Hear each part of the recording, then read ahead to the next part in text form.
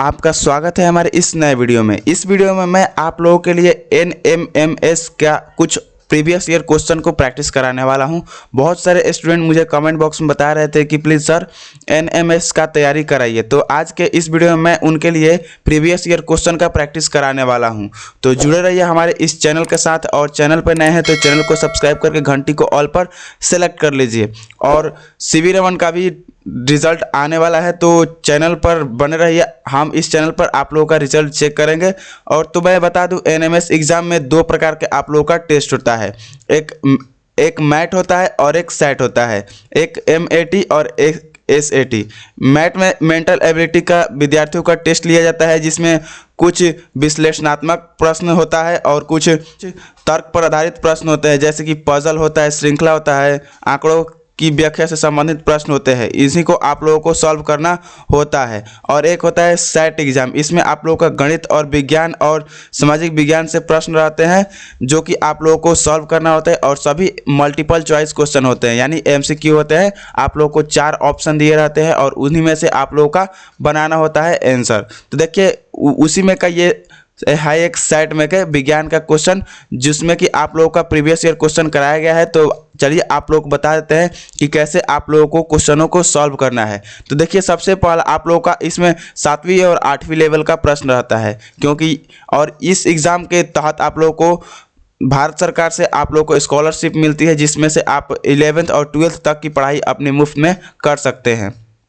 तो देखिए, सबसे पहला आप लोगों का सवाल क्या है कि खाने के सोडा का रासायनिक सूत्र क्या है। तो खाने का सोडा का रासायनिक सूत्र जो होता है वो होता है सोडियम हाइड्रोजन कार्बोनेट, यानी ये होता है NaHCO3। ऑप्शन 2 हमारा राइट आंसर होने वाला है। और इसमें का देख लीजिए, ये है सोडियम हाइड्रोक्साइड है, और ये अलग अलग प्रकार का पदार्थ का नाम दिया गया है। देखिए, अब अगला सवाल है कि एक रासायनिक परिवर्तन का उदाहरण है। एक रासायनिक परिवर्तन का उदाहरण है। रासायनिक परिवर्तन क्या होता है? तो वैसा परिवर्तन होता है जो एक बार अगर परिवर्तित हो जाए तो उसे पुनः पहले वाले रूप में लाना असंभव होता है। देखिए, इसमें कौन सा ऑप्शन है जो एक बार परिवर्तित हो जाएगा तो पुनः उसे दोबारा उसी फॉर्म में नहीं लाया जा सकता है। तो देखिए, आप लोगों का पहला ऑप्शन है कि मोम का पिघलना।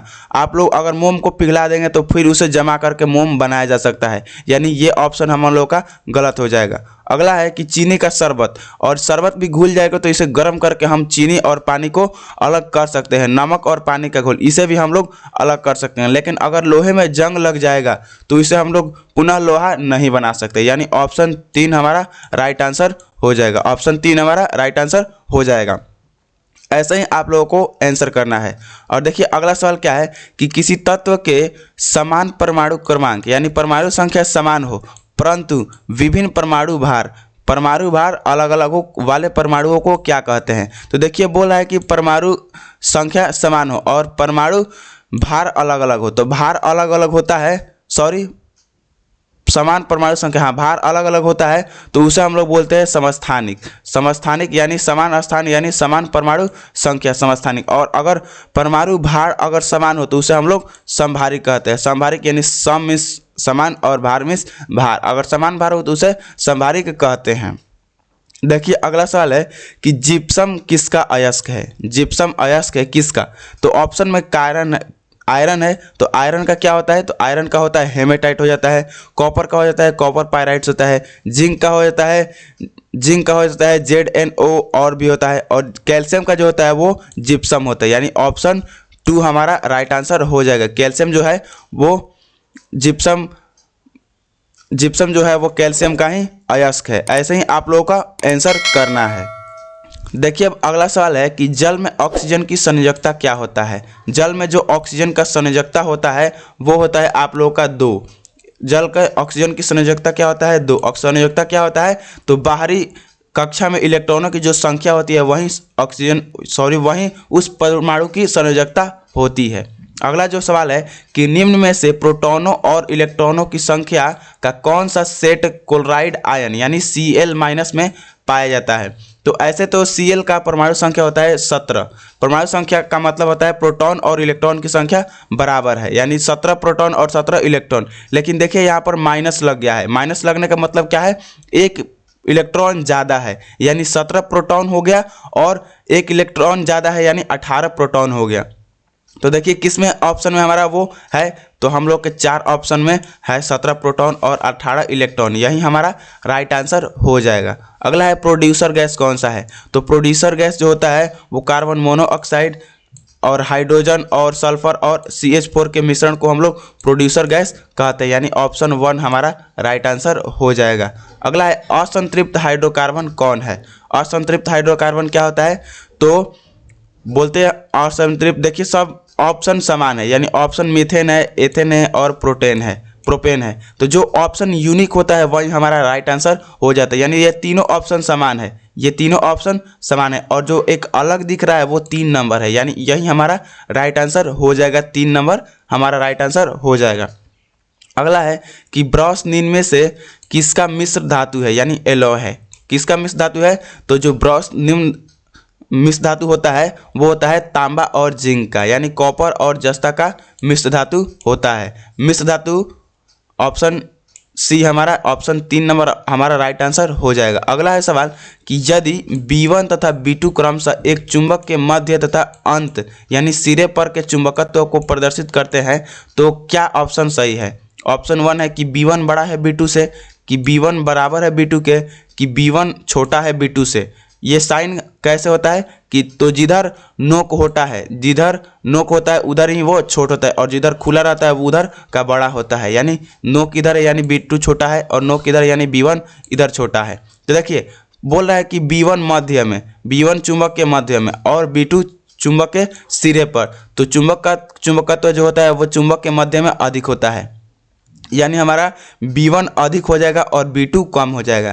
तो B1 अधिक किस में है, ऑप्शन 1 में है, तो ऑप्शन 1 हमारा राइट आंसर हो जाएगा, यानी B1 ज़्यादा होगा B2 से, B1 ज़्यादा होगा B2 से, यानी ऑप्शन 1 हमारा राइट आंसर हो जाएगा। अगले सवाल की ओर बढ़ते हैं। अगला सवाल है यदि गैस तथा द्रव्य में निम्न ध्वनि का वेग क्रमशः x1 तथा x2, यदि गैस तथा द्रव्य में ध्वनि का वेग क्रमशः x1 तथा x2 हो तो द्रव्य में ध्वनि की गति हमेशा कम होती है और गैस में ध्वनि की गति हमेशा ज़्यादा होती है। तो गैस का क्या है, गैस का x1 है, तो x1 हमेशा ज़्यादा होगा x2 से, x1 हमेशा ज़्यादा होगा x2 से, यानी ऑप्शन 2 हमारा राइट आंसर होने वाला है। और ऐसे ही क्वेश्चनों का प्रैक्टिस अगर आप और भी करना चाहते हैं तो आप हमें कमेंट बॉक्स में बताइए, और चैनल पर अगर नए हैं तो चैनल को सब्सक्राइब करके घंटी को ऑल पर जरूर सेलेक्ट कर लीजिए। तो देखिए अगला सवाल है मानव नेत्र का लेंस किस लेंस का बना होता है। तो मानव नेत्र का जो लेंस होता है वो एक प्रकार का उत्तल लेंस होता है, और उत्तल लेंस को हम लोग एक और नाम से जानते हैं जिसको हम लोग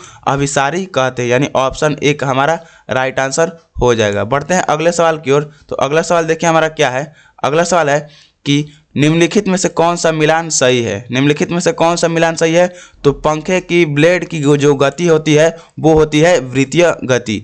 पंखे की ब्लेड की जो गति होती है वो होती है वृत्तीय गति, यानी यही हमारा राइट आंसर हो जाएगा। बढ़ते हैं अगले सवाल की ओर।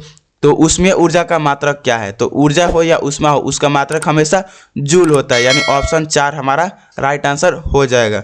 ऐसे ही सवाल का आंसर करना है आप लोगों को, बहुत इजी सवाल आएगा, लेकिन 8 लेवल का ये सवाल कोई इजी भी नहीं है। 8वीं क्लास में ये सभी सवाल पढ़ने को मिलता है। अगर आप अच्छे से पढ़ेंगे तो आप अच्छे से एग्जाम को क्रैक कर जाएंगे। देखिए अगला है कि अनवीकरणीय ऊर्जा का स्रोत का उदाहरण है। अनवीकरणीय ऊर्जा स्रोत का उदाहरण क्या है, तो अनवीकरणीय क्या है, तो वैसा जो पदार्थ होता है जो एक बार खत्म हो जाएगा तो पुनः उसे बनने में करोड़ों वर्ष लग जाएंगे, या हो सकता है कि वो बने भी ना। तो देखिए कौन सा ऑप्शन है कि जो एक बार खत्म हो जाएगा तो पुनः नहीं बन पाएगा।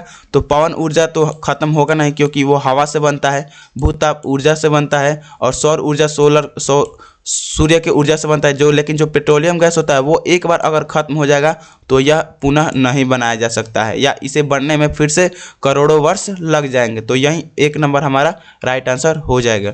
अगला सवाल है कि निम्नलिखित में कौन ध्वनि परिवर्तन का उदाहरण नहीं है। ध्वनि परिवर्तन भी होता है, जैसे प्रकाश का परिवर्तन होता है वैसे ही ध्वनि का परिवर्तन होता है। तो जो प्रतिध्वनि होता है इसी को हम लोग इको बोलते हैं, तो यह परिवर्तन का ही उदाहरण होता है। और अनुरण भी होता है, यही ध्वनि परिवर्तन का भी उदाहरण होता है। लेकिन जो खिलौना टेलीफोन होता है यह प्रतिध्वनि का उदाहरण नहीं है, यानी ध्वनि परिवर्तन का उदाहरण नहीं है। तो यही हमारा राइट आंसर हो जाएगा ऑप्शन सी, खिलौना टेलीफोन हमारा राइट आंसर हो जाएगा। बढ़ते हैं अगला सवाल की ओर। तो अगला सवाल है कि निम्नलिखित में कौन ब्राउज़र का नाम है। ब्राउज़र का नाम कौन सा है? तो देखिए ये www है, ये ईमेल है और ये लॉन्चर है। ये कोई भी ब्राउज़र का नाम नहीं है, लेकिन नेटस्केप एक ब्राउज़र का नाम है। तो ऑप्शन एक हमारा राइट आंसर हो जाएगा। अगला देखिए कुछ युक्तियाँ दिया गया है, कुछ लाइंस दिया गया है, इसको पढ़कर आप लोग को जवाब देना है। तो देखिए है कि प्रकाश की किरणें जब प्रकाशिक केंद्र से होकर गुजरती है तो उनमें विचलन नहीं होता है। प्रकाशिक केंद्र क्या होता है? तो जो लेंस होता है, ये लेंस हो गया, और इसके जो मध्य बिंदु होता है, केंद्र जो होता है, इसको हम लोग प्रकाशिक केंद्र बोलते हैं। और इधर से कोई भी प्रकाश अगर जाएगी तो वो मुड़ेगी नहीं, बिना मुड़े सीधे निकल जाती है। लेकिन अगर इसमें ऐसे जाएगी तो ये मुड़कर फोकस की ओर चली जाएगी। फोकस ये हो गया तो फोकस की ओर से चली जाएगी। तो ये सही है, फर्स्ट लाइन सही है।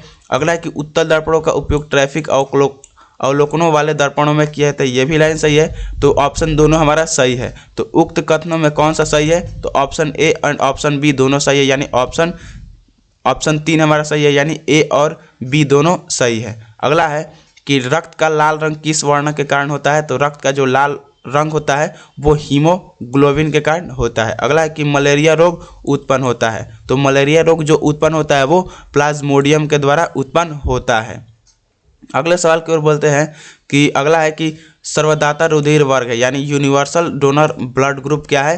तो जो ये होता है वो ओ ग्रुप वाला होता है। जो ओ ग्रुप वाला रक्त का समूह होता है वो किसी को भी अपना रक्त दान कर देता है। अगला है कि केचुआ में उत्सर्जी अंग क्या होता है? तो केचुआ में जो उत्सर्जी अंग होता है वो उत्सर्गिका होता है, यानी ऑप्शन 2 हमारा राइट आंसर होने वाला है। अगला है सवाल कि श्रवण केंद्रीय है होता है वो सुनने वाला होता है, जिसके हम लोग कान कहते हैं। आप लोग कान से ही सुनते हैं, ये नहीं कि आप लोग आँख से सुनते हैं। आँख से आप लोग देखते हैं, जीभ से आप लोग किसी भी खाना का टेस्ट स्वाद करते हैं, और नाक से आप लोग सूंघने का काम करते हैं और सांस लेने का काम करते हैं। अगला है कि विटामिन डी की कमी से कौन सा रोग होता है? तो विटामिन डी की कमी से जो रोग होता है वो सूखा रोग होता है। सूखा रोग को क्या कहते हैं? हम लोग रिकेटस कहते हैं। अगला है कि मानव शरीर की सबसे बड़ी पाचक ग्रंथि क्या है? तो सबसे बड़ी पाचक ग्रंथि जो होता है वो यकृत होता है। ऑप्शन 1 हमारा लीवर राइट आंसर होने वाला है। अगला है कि मुकुलन विधि द्वारा प्रजनन किस में होता है? तो मुकुलन विधि द्वारा प्रजनन जो होता है वो हाइड्रा में होता है। ऑप्शन 1 हमारा राइट आंसर होने वाला है। अगला है कि निम्नलिखित में से कौन सा तंत्रिका कोशिका का भाग नहीं है? तो जो रीढ़ रज्जु होता है वो तंत्रिका कोशिका का भाग नहीं है, लेकिन जो केंद्रक होता है, डेंड्राइट होता है, और एक्सन जो होता है वो तंत्रिका कोशिका का भाग है, लेकिन जो रीढ़ रज्जु है वो तंत्रिका कोशिका का भाग नहीं, यानी ऑप्शन 2 हमारा राइट आंसर हो जाएगा। अगला है कि नागफनी का पौधा है। तो नागफनी पौधा एक मरुस्थलीय पौधा है जो कि बहुत अधिक मात्रा में मरुस्थल में होता है, नागफनी का पौधा। अगला है कि निम्नलिखित में से कौन रेशा प्रदान करने वाला पौधा है? कौन रेशा प्रदान करने वाला पौधा है? तो जो जूट का जो पौधा होता है वो रेशा प्रदान करता है, जूट का, जो ऑप्शन 1 हमारा राइट आंसर हो जाएगा। अगला है कि ऊर्जा गृह कौन है? कोशिका का ऊर्जा गृह तो सबको पता होगा कि माइटोकॉन्ड्रिया। हम लोग इसे सीवी रमन में प्रैक्टिस किए थे कि कोशिका का ऊर्जा गृह क्या होता है, तो माइटोकॉन्ड्रिया होता है। अगला है कि कुनैन की छाल को किस बीमारी के इलाज के लिए इस्तेमाल किया जाता है? कुनैन की छाल को किस बीमारी के लिए इस्तेमाल किया जाता है? तो मलेरिया के बीमारी के इलाज के लिए कुनैन की छाल को यूज किया जाता है। ऑप्शन सी यानी ऑप्शन 3 नंबर हमारा राइट आंसर हो जाएगा। अगला है सवाल कि ब्रायोफाइलम प्रजनन किसके द्वारा करता है? तो ये किसके द्वारा प्रजनन करता है? तो ये प्रजनन करता है अपने पत्तों के माध्यम से, यानी पति से अपने प्रजनन करता है। अगला है कि निम्न में से किस शैवाल का प्रयोग जैव उर्वरक के रूप में किया जाता है? तो जो एजोला नामक शैवाल होता है उसका प्रयोग जैव उर्वरक के रूप में किया जाता है।